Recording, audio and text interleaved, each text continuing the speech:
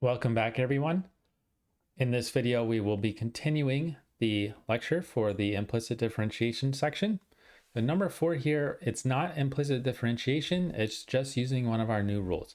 We want to find the derivative if f of x equals 3 times the natural log of x squared plus 4 times cosine of x.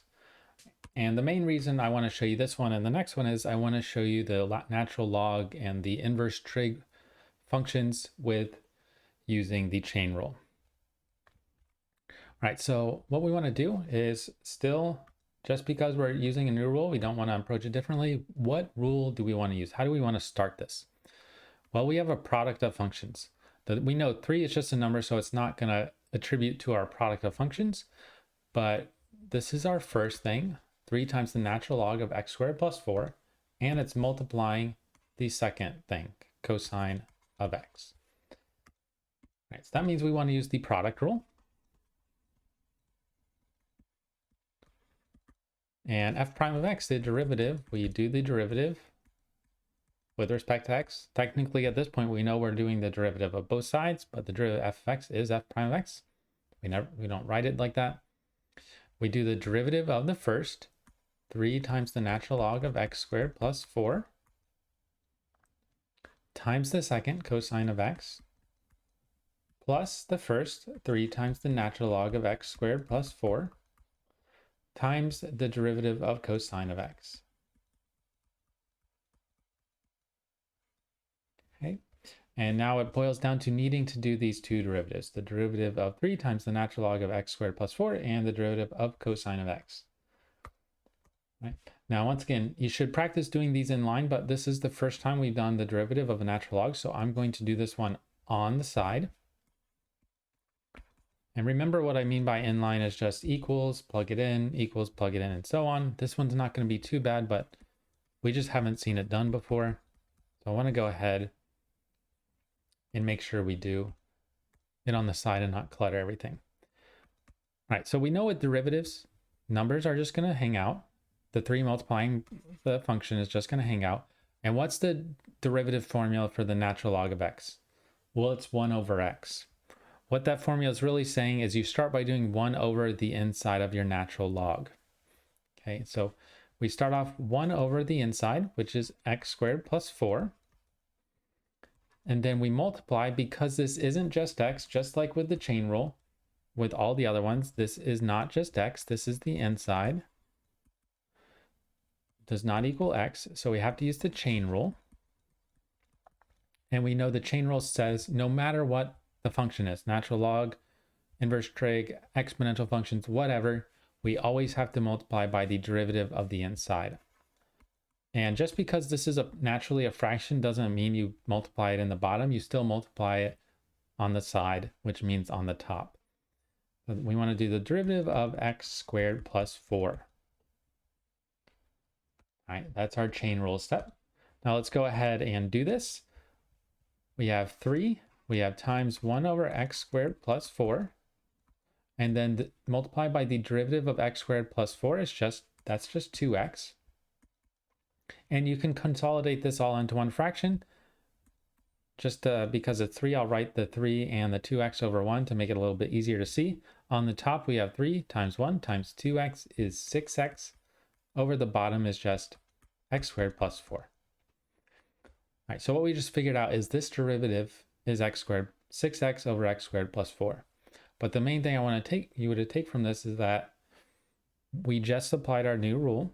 The derivative of the natural log is 1 over the inside, but because the inside is not just x, we had to multiply by the derivative, and it goes on the side, which means it's on the top. It is not in the bottom, and that's probably one of the main mistakes at first when you're learning the chain rule with the natural log function is, since our x stuff goes in the bottom in the natural log rules, students want to put it in the denominator as well, but it's just on the side, which means it's actually on the top. So just keep that in mind.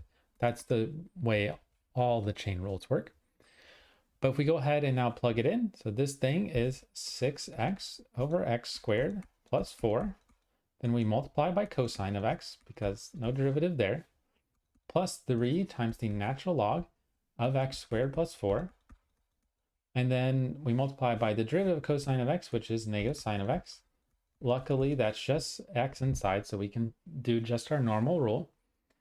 And really, when you deal with the natural log and also with inverse trig functions, as you'll see, if you do them with the product rule or the quotient rule, they don't really simplify because their derivatives look so different than their original function. So there's no natural log in this one. There is in this one. There's not anything to combine at all. The only thing you could do is factor this 3 out, which is minor, so I'm not going to worry about it. But I can make this into one fraction, so I can write this as 6x times cosine of x over x squared plus 4. And because this is multiplication with a minus, I'm just going to make this a minus here, bring it in front. We have 3, the natural log of x squared plus 4 times sine of x. A very, very ugly looking derivative. If you had to do the second derivative of this function, which means do the derivative of this, you would be in for a heck of a time, but we don't have to do anything else. And luckily, because it really doesn't simplify anymore.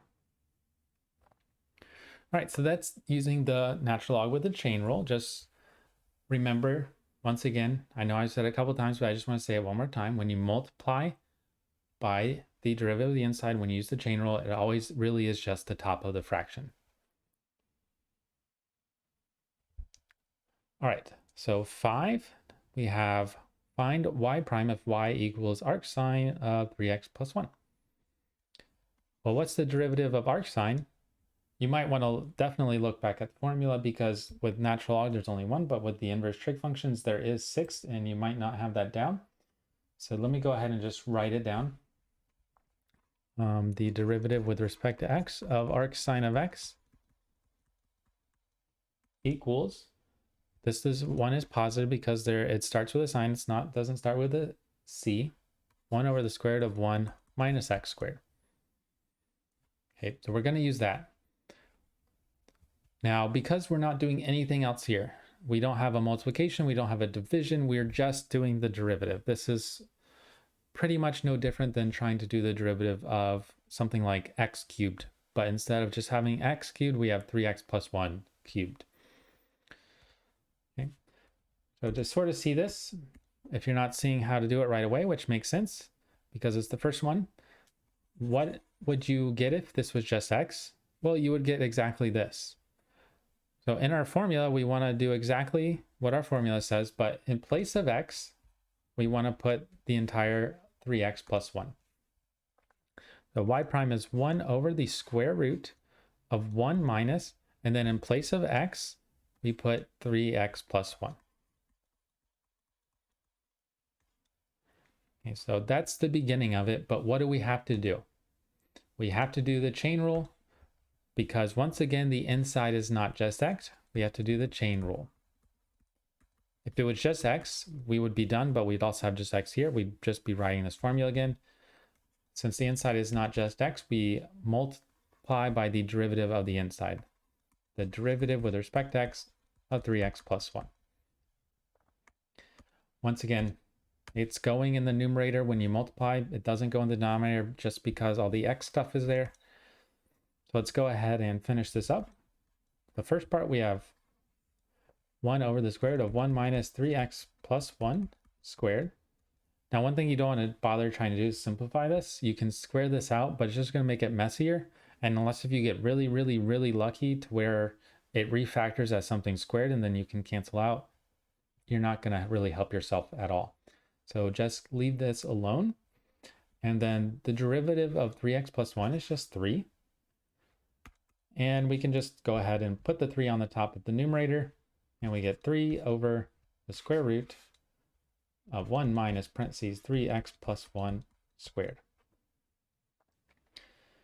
All right, now if you went ahead and graphed this, you would notice that because of the way the graph of arcsine works, the graph of its derivative is also very limited. So what I mean by that, let me go ahead and just graph it. I'm going to graph the original. So the point of this is that when it comes to arcsine, like arc cosine, its graph is very small, for lack of a better term. Its domain and range doesn't involve much.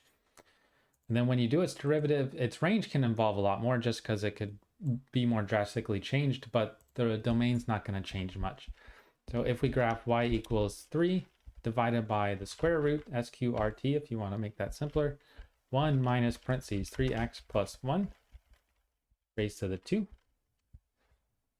You notice that the derivative actually goes up to infinity. This thing is undefined when you have x equals 0 because it ends up being 0 in the denominator. So it shoots up to infinity, and also it's going to be x equals 0 at another x value back here. But the point is the domain is only between the same x value. So it's very skinny and not going to change much. Right? But it makes sense if you think about what we understand about derivatives is that when our derivative, our line becomes more vertical like this one is, it looks like it's almost completely vertical before it stops. So imagine going on here, it's almost completely vertical. That means the derivative is basically positive infinity. And it's also the same back here. Remember, we read from left to right. So starting back here and then starting to go up a little bit, it's pretty much completely vertical at the beginning. It levels off, which means the derivative becomes smaller, and then it shoots off to infinity again.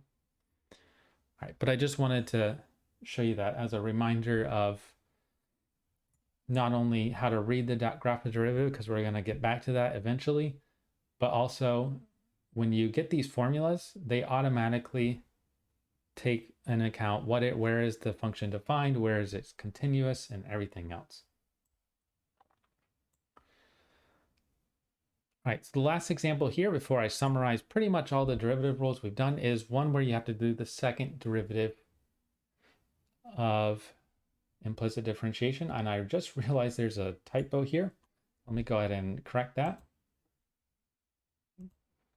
It says find y prime prime if, and it shouldn't say y equals at all. It should just say if x squared plus y squared equals 4. Okay, so we have this equation. You might recognize this as the equation of a circle. So it looks like this, which means we can't solve for y. We have to use implicit differentiation. Just like before, when we found the second derivative, we have to do the first derivative first, which means we have to just do the derivative of each side to start. So pretend for a second this was just doing y prime, not y prime prime. Then we would just do the first derivative like we've been doing. We do the derivative with respect to x of each side. Keep in mind, I know it's the derivative with respect to x because when I have y prime here, that means y is going to be the top and the other variable x is going to be the bottom. So I know that I have to do it d over dx. I want to do that to both sides. And the right side, because it's a number, just becomes 0. The left side, the derivative of x squared is 2x. The derivative of y squared, we get 2y, but then we multiply by dy over dx or y prime. If you want to use y prime, because this is using y prime or y prime prime to find, go ahead and do that. But I'm just going to continue with my dy over dx. And now we want to solve for dy over dx. So this could be the easiest place to make a mistake is you think, well, if I do the first derivative and I have this, then if I just go ahead and do the derivative again, I can get the second derivative. You're not wrong, but you'll make it extremely confusing. So solve for dy over dx first. Same thing as before. We subtract the 2x from each side, and we get 2y times dy over dx equals negative 2x. And then divide by 2y. And we get, the 2's also cancel out, so we get dy over dx equals negative x over y. Right. Now this is where maybe the confusing part comes in. When we find the second derivative, that's the derivative of the first derivative, which means we do want to do the derivative of this now to get the second derivative. And this is pretty much the only situation where you have to use the quotient rule when you use implicit differentiation. It's because very often you'll probably have noticed that all of our derivatives in this section have had fractions, and that's pretty much unavoidable. So if you do the second derivative, you have to use the quotient rule. All right, so do the derivative of this. Visually, what we're saying is do d over dx of each side.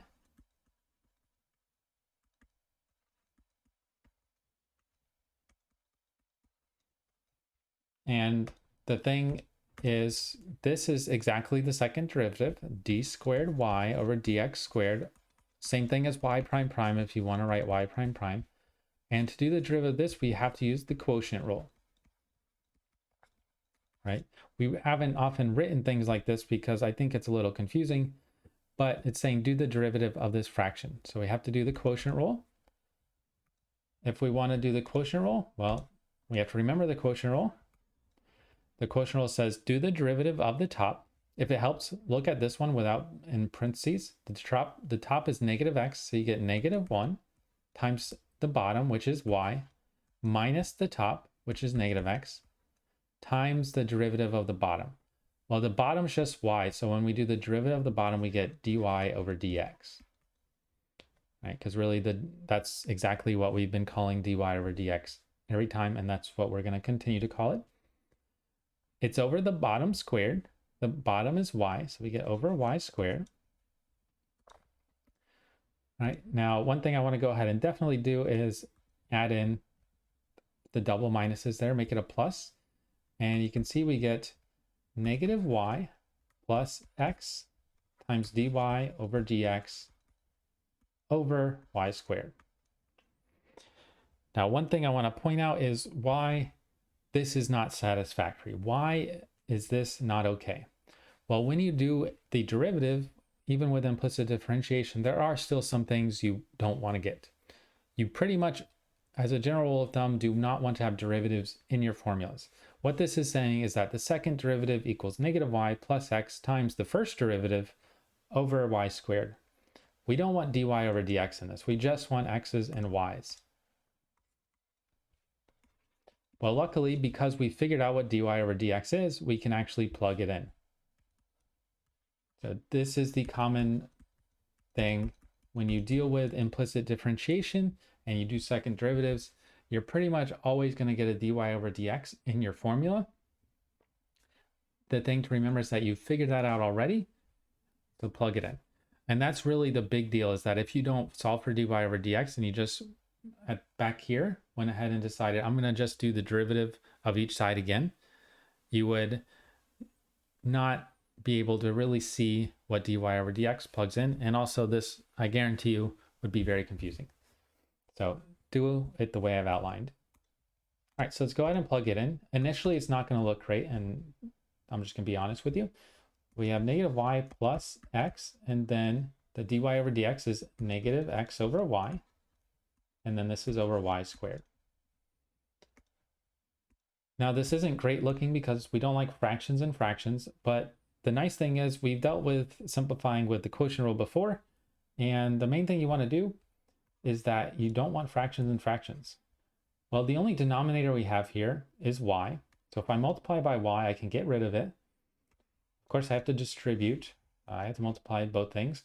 But also, if I'm going to multiply the top part by y, I also have to multiply the bottom part by y. So I'm going to multiply the top and bottom of my fraction by y, just like that. Now, when we distribute the y, this becomes negative y squared in front. And then when we distribute the y to the second part, it cancels out with this y. So we have x times negative x, which is negative x squared. So once again, maybe you want to work that a little bit on your own. Just make sure you can see that this is going to be negative y squared minus x squared. The y's cancel out. The negative just comes in front. And then over y squared times y is y cubed. And this is one of those things where it's not a bad answer at all, but you can actually simplify this. You can actually simplify this because what you have in the numerator, if you factor the negative 1 out, or I'll just factor the negative sign out, you get y squared plus x squared over y cubed. And the reason that helps so much is, what is y squared plus x squared?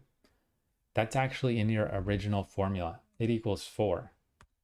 You know, x squared plus y squared plus x squared are the same. So not only did we plug in what the derivative was, which is pretty much going to be a requirement for a second derivative, This isn't always going to happen, but you also can look out for plugging in the original function. And this equals 4. So I'm going to actually plug this in as well. X squared plus y squared equals 4. And when we do that, we get negative 4 over y cubed. And what I find so interesting about this formula, that's just me, but our second derivative of this thing, it's a circle. We don't really understand at this point visually what the second derivative means in terms of a graph. So we can't really interpret it well, but what it's saying is it doesn't even care about what x is. We only care about what y is. And that's reflected in here. We don't have an x in our formula, just a y. All right, but with that said, that should really cover all the main ideas with implicit differentiation. You've seen the product rule in action. You saw doing the second derivative and how we do the quotient rule with it if it does pop up. All the trig functions, exponential functions. We saw our new rules, logs and exponents. So what I really want to do, this is pretty much the final summary of derivative rules. We, at this point, really know all the derivative rules. There's only going to be a new class of functions called hyperbolic trig functions in the future section, which we will talk about. But 99% of the time, you will be dealing with all the derivative rules that we dealt with so far, and maybe 1% of the time you deal with the other ones that we haven't talked about yet. So just to summarize, really the point is you can do pretty much the derivative of anything I throw at you now. You can do the derivative, you know how to do the derivative of x to the n, just x, just a number, just e to the x. And we know how to do all of these when it's not just y. So, or sorry, not just x, with the chain rule. So if I ask you to do the derivative of x cubed, you should know how to do that. But of course, you also know how to do the derivative of 2x plus 1 cubed. We know how to break up derivatives over pluses, minuses, multiplications, and divisions. Pretty much all our basic arithmetic operations. Oh, and I guess the one I forgot is that we've already talked about the trig functions above. So pretty much trig functions, exponential functions, polynomials, and the chain rule involved with them, we already know how to do. We know how to do it with addition, multiplication, subtraction, and division. The new things we learned in this section so far is we know how to do the derivative of the natural log. So we can do the derivative of natural log of x, and we know how to use it with the chain rule.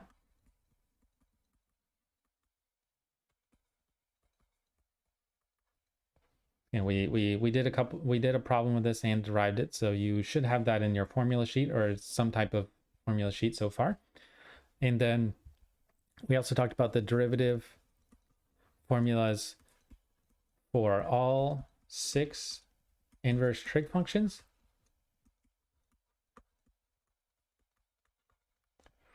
And with the chain rule. And we can, of course, we can do any type of combination. These new ones, we saw the derivative of the natural log with the chain rule inside of a product rule.